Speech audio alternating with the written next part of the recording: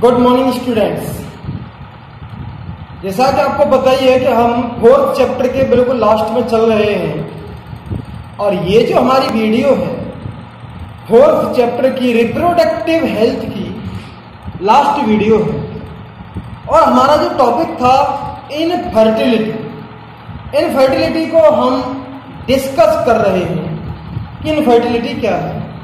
Infertility जब कोई couple offspring पैदा नहीं कर सकता, संतान उत्पन्न नहीं कर सकता है, तो उसको हम क्या कहेंगे? इनफर्टिलिटी। उस फिनोमेनन को हम कहते हैं इनफर्टिलिटी। और हमने असिस्टेड रिप्रोडक्टिव टेक्नोलॉजीज के बारे में भी जाना कि जिनके जरिए इनफर्टाइल कपल को लाभ पहुंच सकता है, वो भी ऑफस्प्रिंग पैदा कर सकते हैं, बच्चे पैदा कर सकते हैं, तो उसको हम क्या कहेंगे? Assisted reproductive technology. उसी फॉर्म में हम आगे जो पढ़ रहे हैं वो हमारा नेक्स्ट टॉपिक है gamete intrafallopian transfer.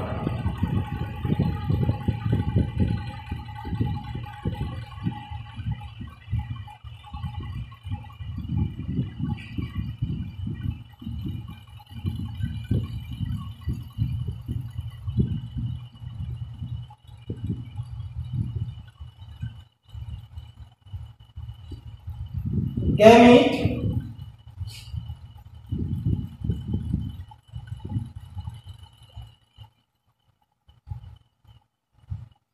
Intra fallopian transfer. देखिए फैलोपियन वर्ड आ रहा है, इसका मतलब फैलोपियन ट्यूब से रिलेटेड है। और जब गैमीट आ रहा है तो यहां पर फैलोपियन ट्यूब आ रहा है, तो इसका मतलब गैमीट का मतलब क्या होगा? ओवम। क्योंकि हम ओवम को किसी की फैलोपियन ट्यूब में ट्रांसफर कर रहे हैं और उसकी फैलोपियन ट्यूब में ट्रांसफर कर रहे हैं जो गैमीट प्रोड्यूस नहीं कर रही है।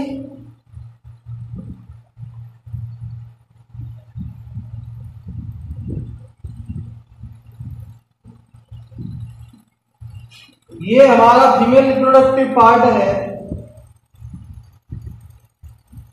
अब ओवेरी है,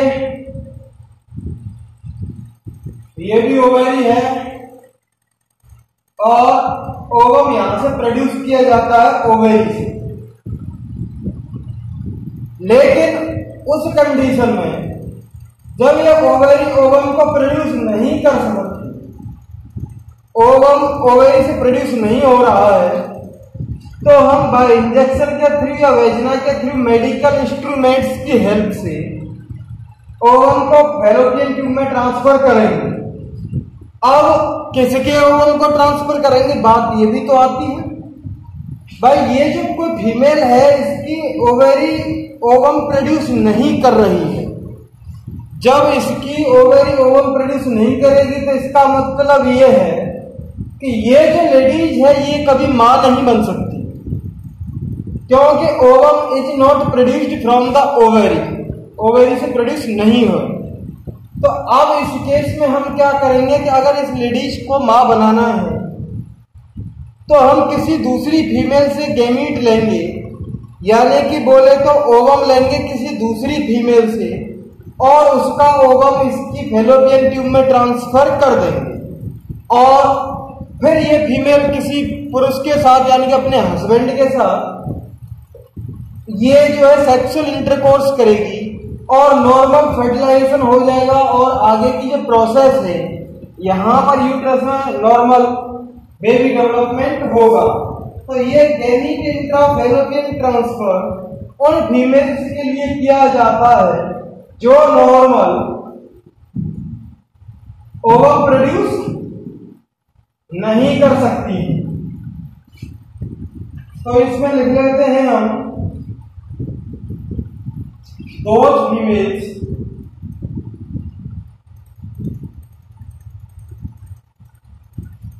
which cannot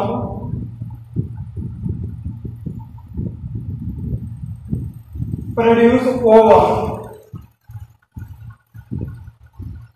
जो ओवम प्रोड्यूस नहीं कर सकते।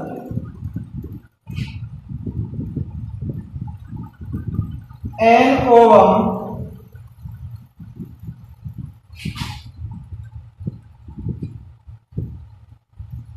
takes from another female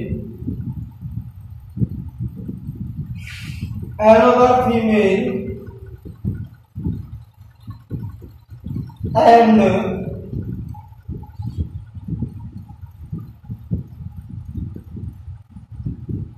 transfer to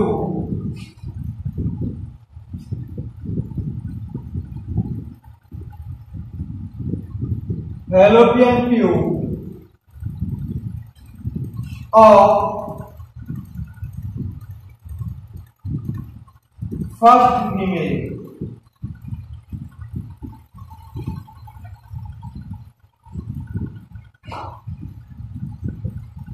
and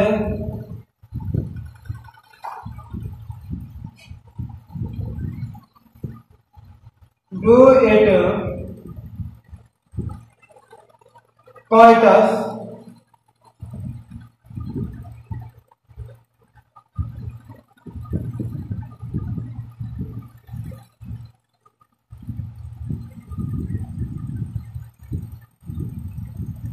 fertilization occurs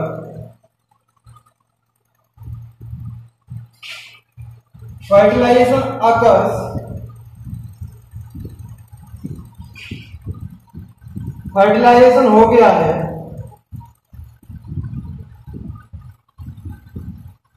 and due to further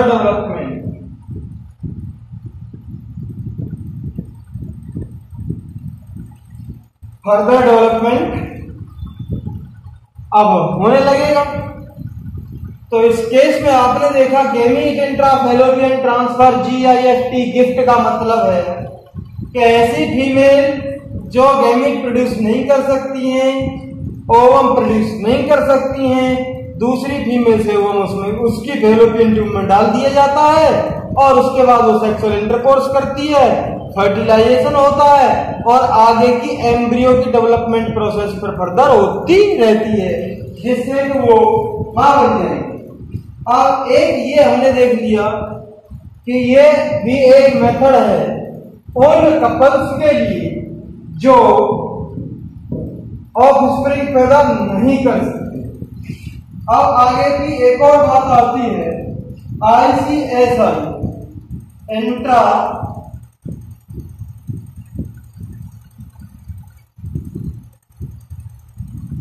cyto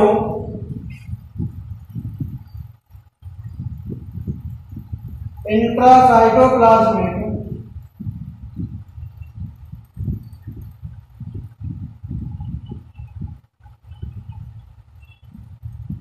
sperm injection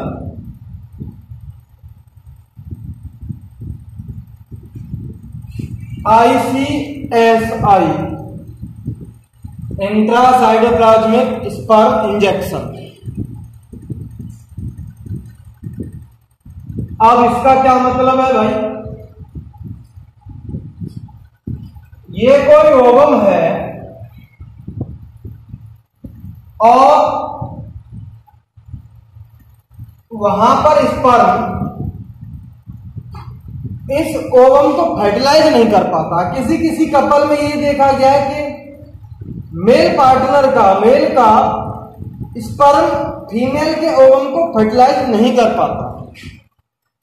तो उस केस में देखेंगे आर्टिफिशियली स्पर्म को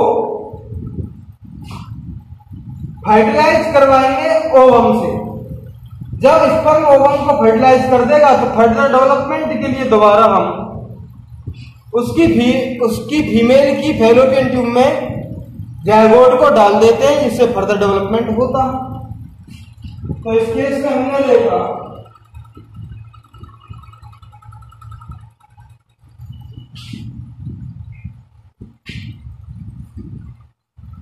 when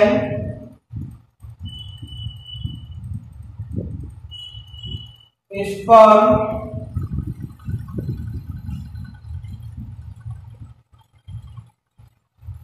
cannot fertilize ovum, when sperm cannot fertilize ovum in female के अंदर स्पर्म ओवम को fertilise नहीं कर पा रहा है, then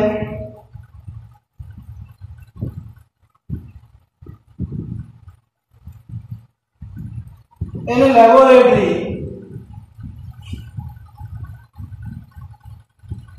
sperm inject in ovum and fertilize it। जब नेचुरल फॉर्म में फीमेल बॉडी के अंदर स्पर्म ओवम को फर्टिलाइज नहीं कर पा रहा है, तो क्या करेंगे, फीमेल से ओवम को निकाल लेंगे और मेल से स्पर्म को लेंगे और वहां पे लेबोरेटरी में इनमें फर्टिलाइजेशन करवा देंगे, फिर दोबारा इसको फीमेल बॉडी के अंदर इंसर्ट करा देते हैं। तो इसको हम क्या कहेंगे, इंट्रासाइटोप्लाज्म स्पर्म इंजेक्शन, यानी कि ओवम के साइटोप्लाज्म में स्पर्म का इंजेक्शन करवाना, स्पर्म को इंजेक्ट करवाना जिससे कि फर्टिलाइज हो सके। अब ये भी हमारी एक टेक्निक है जिसकी हेल्प से इनफर्टाइल कपल को हम लाभ पहुंचाते हैं कि वो भैया ऑफस्प्रिंग पैदा कर सकें। अब एक प्रोसेस ये है कि ऐसे मेल जो सफिशिएंट क्वांटिटी में स्पर्म प्रोड्यूस नहीं कर पा रहे हैं और उनकी स्पर्म्स की मोटिलिटी सही नहीं है, यानी कि ढंग से मूवमेंट नहीं कर पा रहे जिससे कि वो फैलोपियन ट्यूब तक पहुंच सके, तो उस केस में हम एक ऐसी टेक्निक का यूज करते हैं जिसका नाम है AI,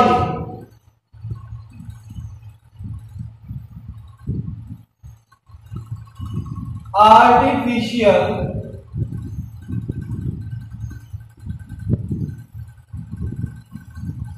इंसेमिनेशन। आर्टिफिशियल इंसेमिनेशन का मतलब क्या है? इसका मतलब है आर्टिफिशियली रूप से फीमेल बॉडी के अंदर स्पर्म को भेजना, बाय इंजेक्शन से वेजाइना के थ्रू स्पर्म को इंजेक्ट करा देते हैं जिससे कि फास्ट वो फैलोपियन ट्यूब तक पहुंच सके, या यूट्रस में ही डायरेक्ट सीमन कलेक्ट करेंगे हम मेल बॉडी से, मेल से सीमन कलेक्ट करेंगे और उसे फीमेल के यूट्रस में डायरेक्ट इंजेक्ट करा देते हैं। तो इसको हम क्या कहेंगे, AI, आर्टिफिशियल इंसेमिनेशन। इस केस कब होता है, when male partner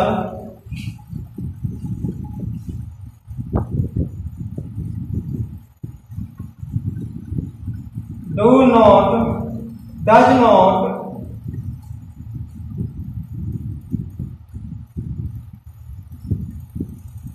secrete,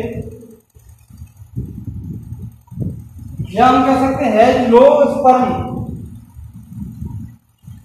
when male partner has low sperm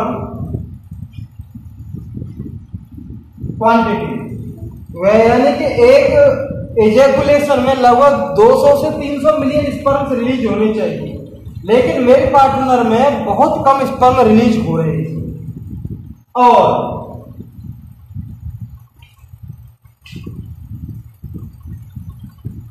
sufficient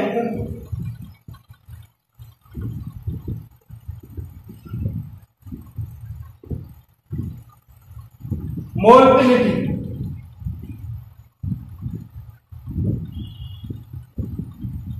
not so in sperms, सही ढंग से स्पर्म मूवमेंट नहीं कर पा रहे, तो उस केस में क्या करते हैं कि artificially then semen collected to husband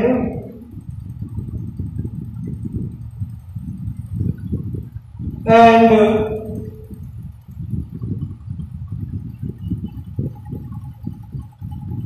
artificially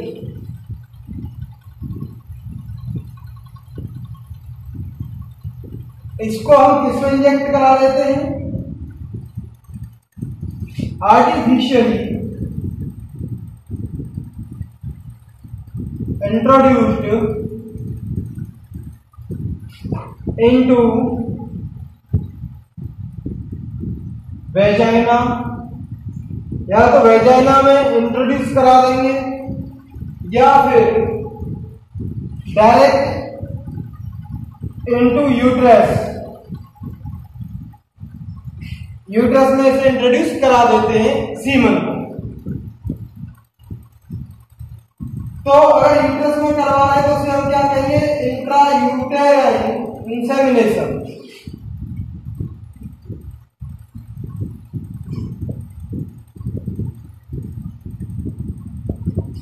intra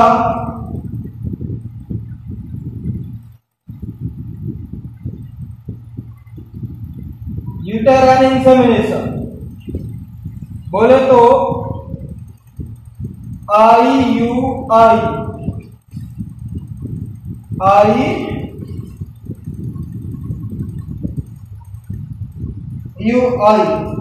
इस प्रोसेस को कहते हैं, जिससे कि ये जो कंडीशन है आर्टिफिशियल इंसेमिनेशन की, ये मेल पार्टनर की कमी की वजह से होता है। अगर जिस किसी में मेल पार्टनर कमी है तो उसमें ये प्रोसेस हम अप्लाई कर देते हैं।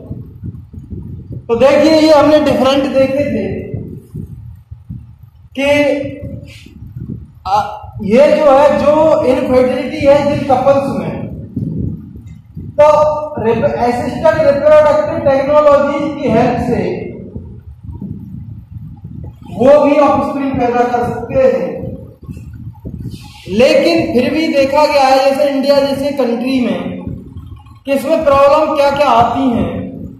इमोशनल प्रॉब्लम आती है, पेरेंट्स को ये लगता है टेस्ट बेबी करा लिया तो लगता है यार ये नेचुरल नहीं है, और कभी कभी फीलिंग्स नहीं आ पाती कि हमारा बच्चा नहीं है। इमोशनल प्रॉब्लम भी आती हैं। कुछ रिलीजन है, धर्म है, वो भी इस बात की वो कहते हैं कि हमारे धर्म में नहीं है कि हम ऐसा करवाएं। रिलीजियस प्रॉब्लम भी इसमें आती है। सोशल प्रॉब्लम भी आती है। समाज में कुछ लोग जो है वो उंगली उठाते हैं कि यार ये तो ऐसा करवा लाया, ये टेस्ट बेबी करवा लाया, पता नहीं किसका बच्चा ले आया है, करवा के ले गया है। तो ये बड़ी प्रॉब्लम्स हमारे इंडिया जैसे कंट्री में ये देखी गई है। तो emotional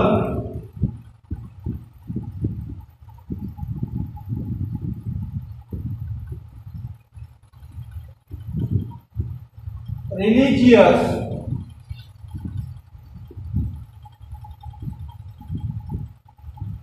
and social problems also occur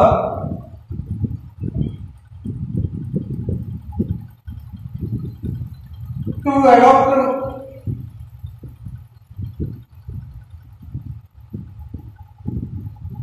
adoption these methods। In methods के लिए ये भी चीज देखी गई है इंडिया में। लेकिन दूसरा और क्या है कि बहुत सारे जो कपल्स हैं, दंपत्ति हैं, उनके अगर इनफर्टिलिटी है, उनके बच्चे पैदा नहीं हो रहे तो फिर वो दूसरे के बच्चे को गोद ले लेते हैं।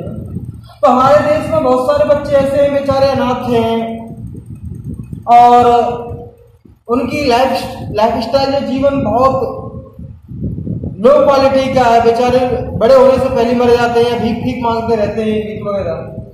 तो ऐसी कंडीशन में अगर किसी ऐसी बच्चे को गोद ले लिया जाए, इंडियन गवर्नमेंट भी एडॉप्शन की परमिशन देती है कि अगर ऐसे बच्चों को गोद लिया जाए तो जो निसंतान जो कपल्स हैं, दंपत्ति हैं, उनको भी फायदा हो सकता है, वो भी अपनी पेरेंटहुड का सुख प्राप्त कर सकते हैं, पेरेंटहुड को भी वो देख सकते हैं इस मामले में। तो हम यहाँ पर लिख सकते हैं एक और पॉइंट कि ऐसे children India manage orphaned children,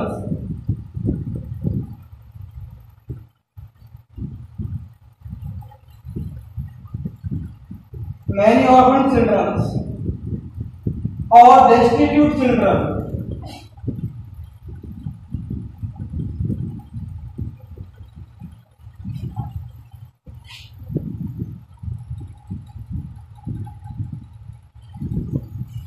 are found in India. Infertile couple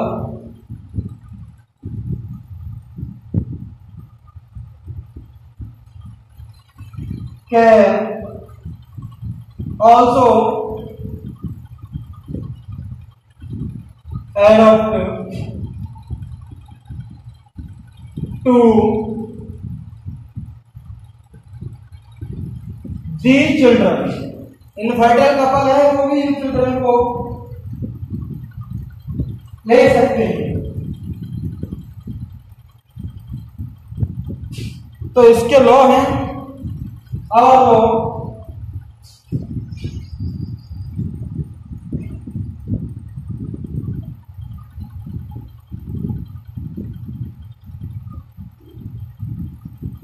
our law permit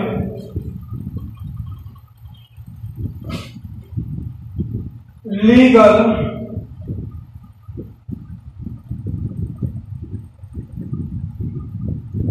adoption. Orphan अनाथ बच्चे, डेस्टिट्यूट का मतलब है निसहाय बच्चे, बहुत ज्यादा हमारे इंडिया में हैं। जो इनफर्टाइल कपल हैं वो भी इन बच्चों को अडॉप्ट कर सकते हैं और हमारा लॉ भी इस बात की अनुमति देता है। हमारे यहाँ कानून है जिससे वो लीगल एडॉप्शन कर सकते हैं और वो अपने बच्चों की तरह उनको भी पाल सकते हैं और पेरेंटहुड का आनंद ले सकते हैं। मातृ सुख और पितृ सुख का वो भी आनंद ले सकते हैं। तो इस वीडियो में हमारा ये कंप्लीट हो चुका है ये चैप्टर नंबर 4 रिप्रोडक्टिव हेल्थ। तो दोस्तों अगर वीडियो पसंद आती है तो चैनल को लाइक और सब्सक्राइब कर सकते हैं। कोई प्रॉब्लम है तो आप कमेंट कर सकते हैं अगर आपको कोई प्रॉब्लम आ रही है तो thank you for watching this video. Thank you very much.